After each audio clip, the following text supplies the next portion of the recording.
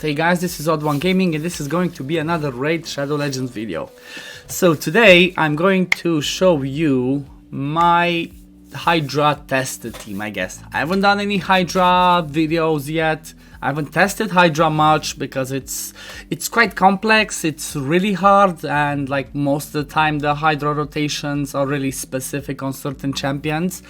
And it made it quite difficult. Like as an example, on the previous rotation, I couldn't even 3-key. Maybe if I pushed it, I could 3-key brutal, because it's like you needed to have that decreased attack always up, or you needed to have the Geomancer and the Chamail and this and that. And I just feel like on the first two rotations, you are like really, it was really champion specific and was extremely hard to do. On this one, at least from my opinion, and I guess maybe from my roster, it seems to be like a little more achievable. It seems to be like easier. Like I'll give an example. I was thinking, okay, on the basis of the heads that we have now, we don't have to focus that much the resist, so we don't because there's no head of mischief. So we don't have to focus that high resist, so we don't get our buff stolen. And we don't have the Torment head, so we do not have to worry about the fears, the true fears proccing on us every time we attack it. So on this one, we do have something really difficult, and I guess the part of the champion specific here is you would need somebody to either place AoE HP burn, which in our case, in my video, is Mordecai, or you would need to somehow time the block buffs to block the Poison Cloud, because if the Poison Cloud is landed by the Head of Blight, everything becomes more complicated every time you weak hit, and unless you have somebody that places the debuffs, it's gonna be hard because you will always weak hit, and if you weak hit, you don't place any of the debuffs that you should normally do. I think there's very few exceptions. Like I think Toragi still places decreased attack on his A1 from a weak hit, and I've heard some people mention that Tunisia still places her HP burn even though it's a weak hit. I haven't tested it because obviously I don't have the champion itself. But let's talk about the team that I thought about using, and what everybody does in like what's all of their roles. Obviously Duchess is a beast, and I'm using her in here because she's one of the best for Hydra. Reason she's so good is because she brings us the speed aura, which is like 90% in all battles. She brings us her passive, which mitigates 15% of AoE damage.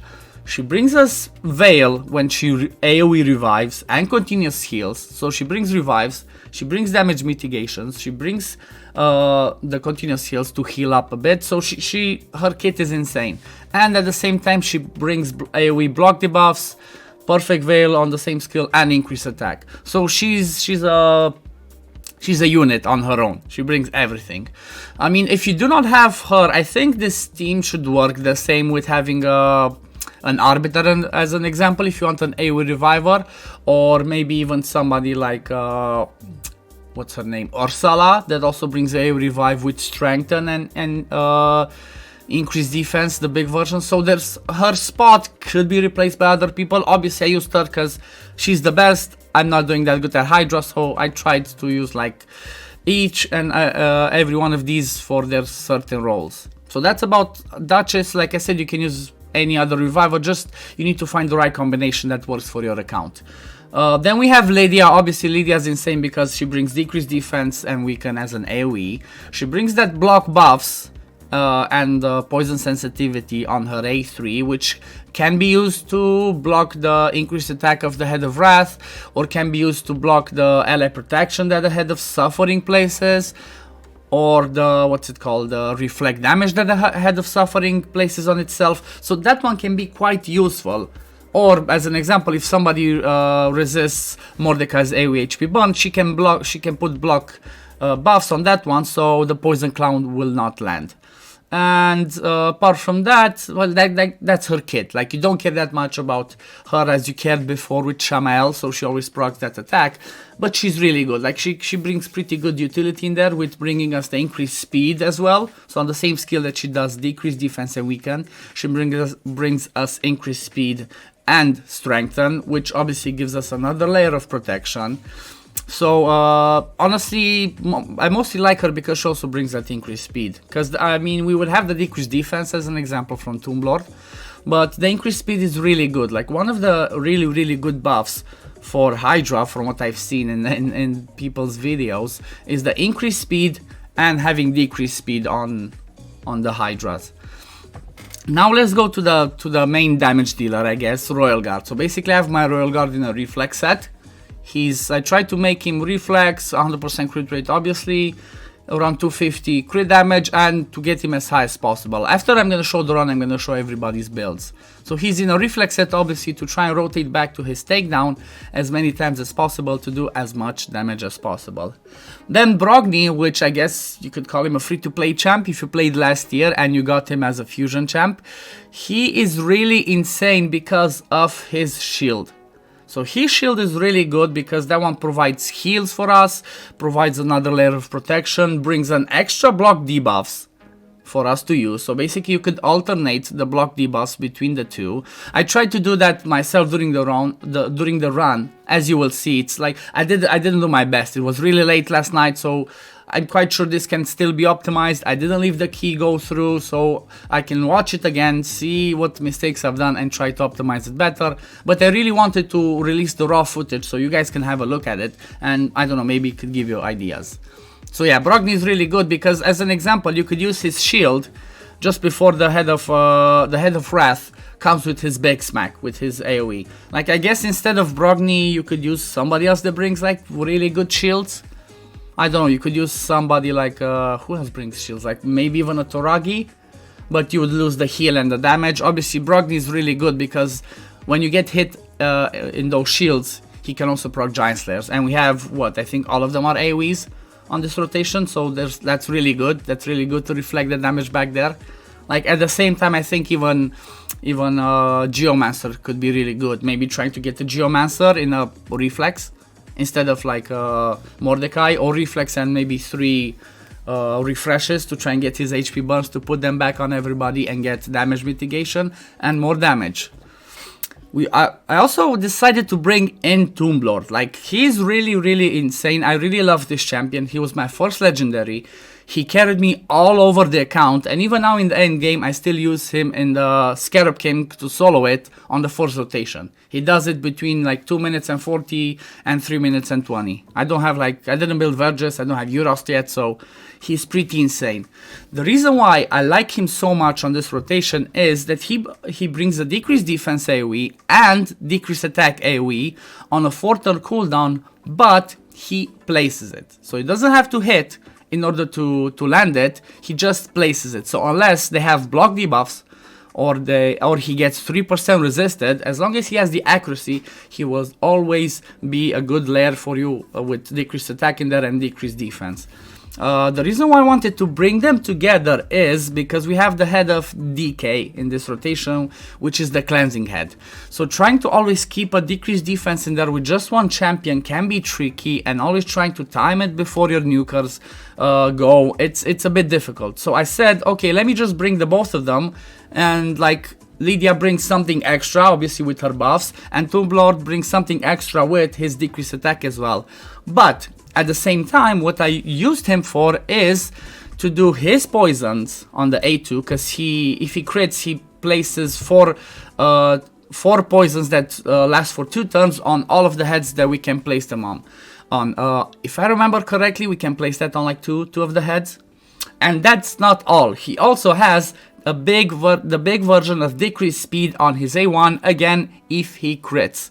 So I found that his role in this one was pretty good, and I'm gonna still try to keep him in there. Might just need to tweak some builds, because basically my Duchess is in my arena build, my Lydia is in my Doom Tower build, my Royal Guard is specifically built for this.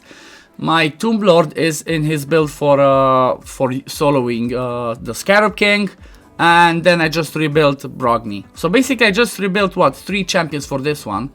Mordecai I rebuilt. I did something funky. I rebuilt Mordecai, dropped her accuracy, his accuracy, because he used to have accuracy before, and what did I do? So I dropped his resistance not his accuracy. I dropped his resistance, and I upped his crit damage. So this one, I'll finish explaining this a little bit, and then I'm gonna get myself off the screen and see how it goes. So let me move myself a little bit to the side here.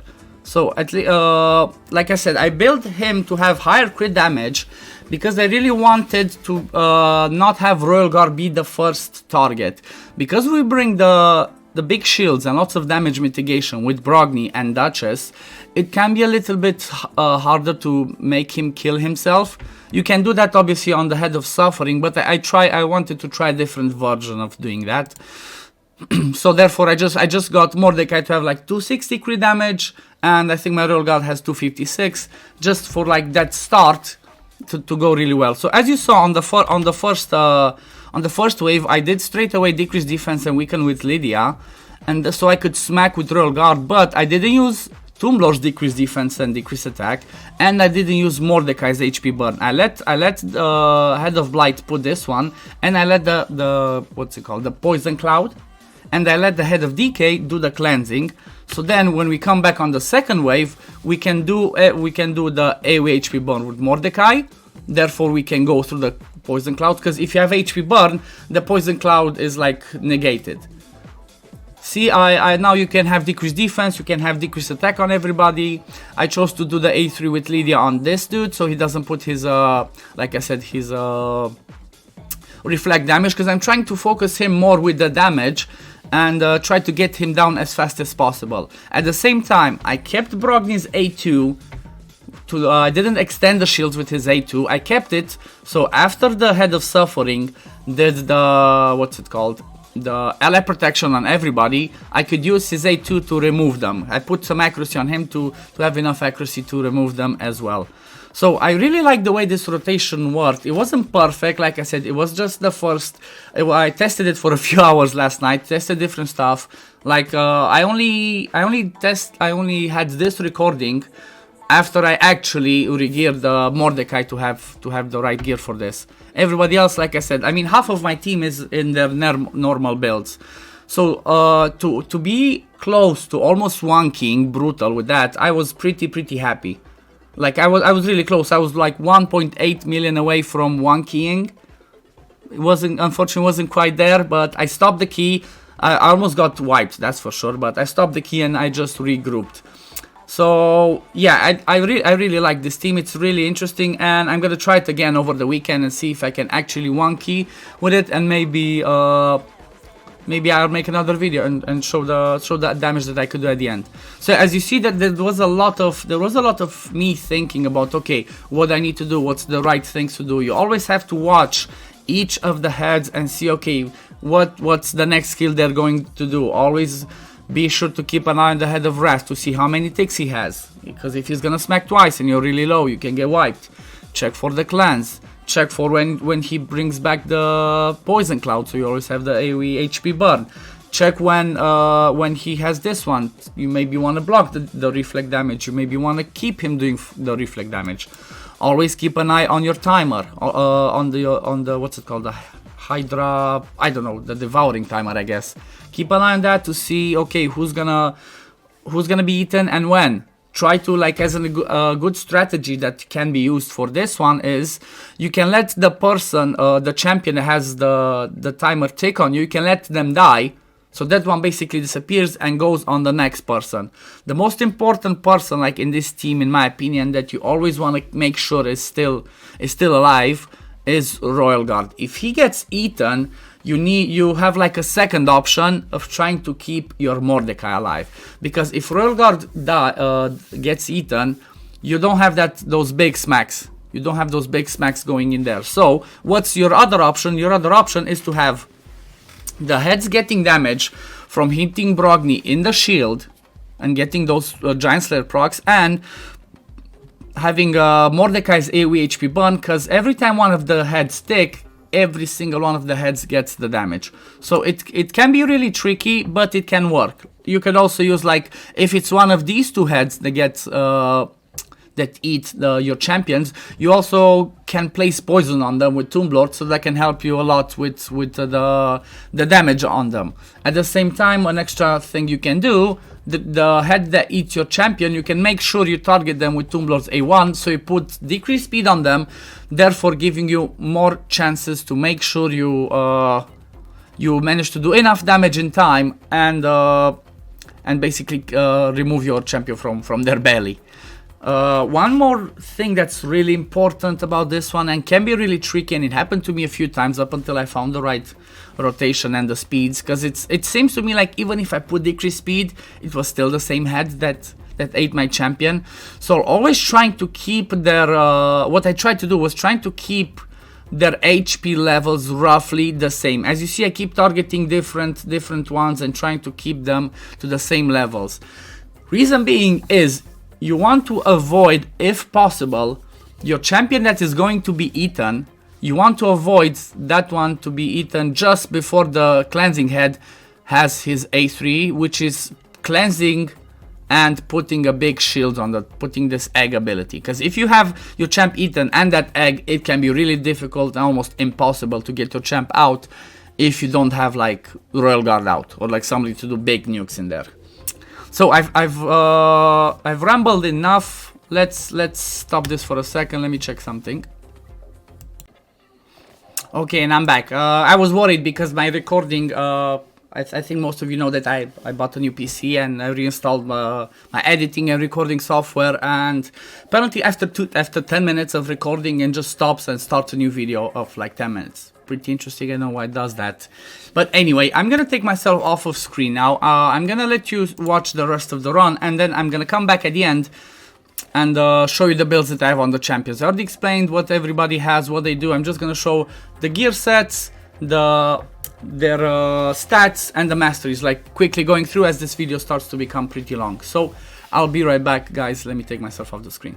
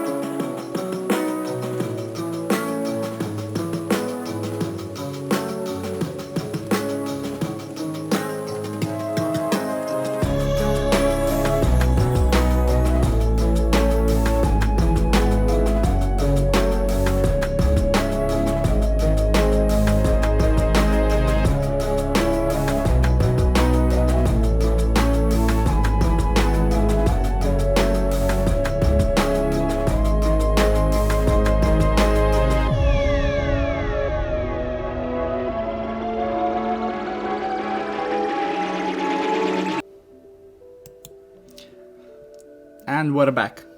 This is where things got really tricky, because Royal Guard was dead and my Duchess was eaten. I had no way to revive him and squeeze in that extra little damage. So I think here it everything got complicated. We kept getting the fears from this head.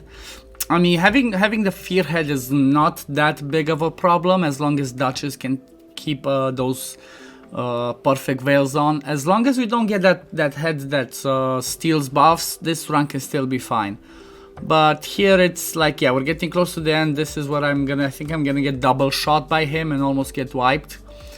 As you saw, I had some moments where I couldn't place, where I didn't have the HP burn in time just before he put the poison cloud. I didn't have the nukes in time sometimes, so it's I couldn't, I didn't focus that much as it seems. It was really late last night when I did this, so honestly if I did that while not being able to focus perfectly, so if I got this close to 1 key, because on Brutal it's what, 29.4 million to 1 key, I'm quite positive that if I try this a few more times and try to keep the skills, do the skills at the right time, I should be fine. So this is where things got tricky.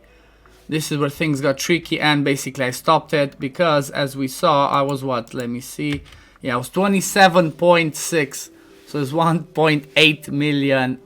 I was 1.8 million points away from 1 King Brutal.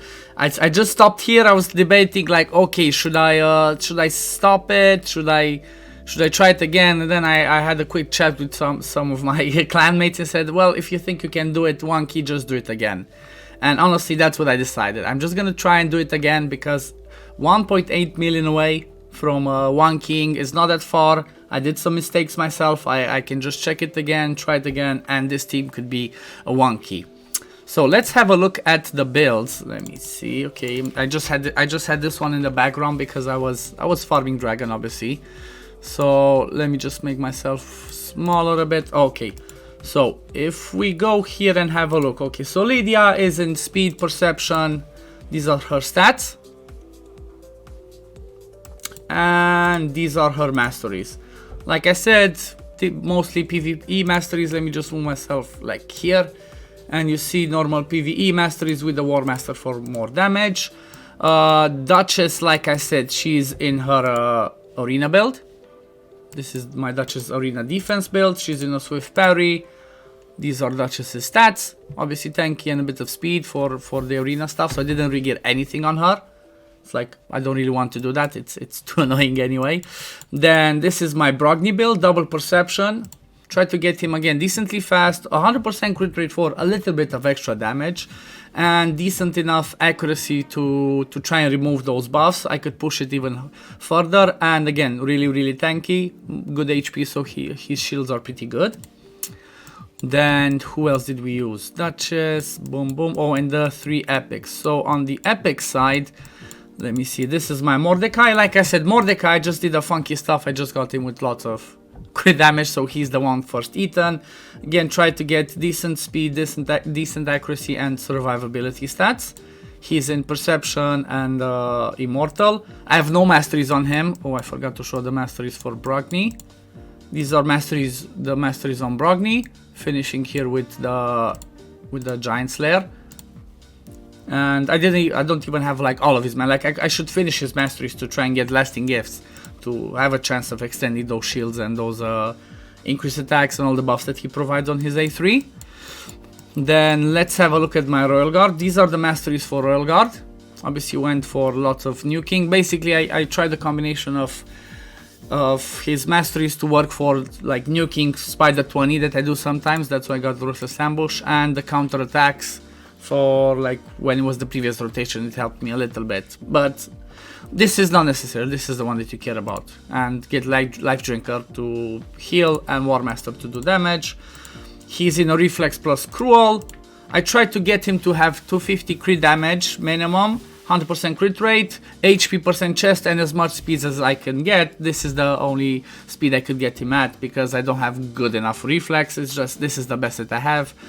But I guess 256 crit damage is pretty good. I'm pretty happy with that. And the last one, let me see, who did I forget? Last epic, so it was Royal Guard, it was Mordecai. Who was my last one? So Mordecai, Royal Guard, Brogni, Lydia. You know what, it's easier to just go back in there at the Hydra and check the team, because otherwise I'm gonna stay here forever. Okay, oh, Tomb Lord, yep, because that 4 legendaries, not 3.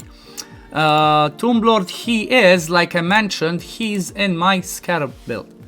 He's in a regen and 2 off pieces with this ring that's, at least it's a decent ring, These are his stats. Like as you see, he has high resistance, high accuracy, 100% crit rate, so he can land 4 poisons and a decreased speed on the A1. Decent survivability stats and good speed. His base, like, survivability stats are not the best, but he's good enough. And these are his masteries, which again, masteries that I use for Scarab King.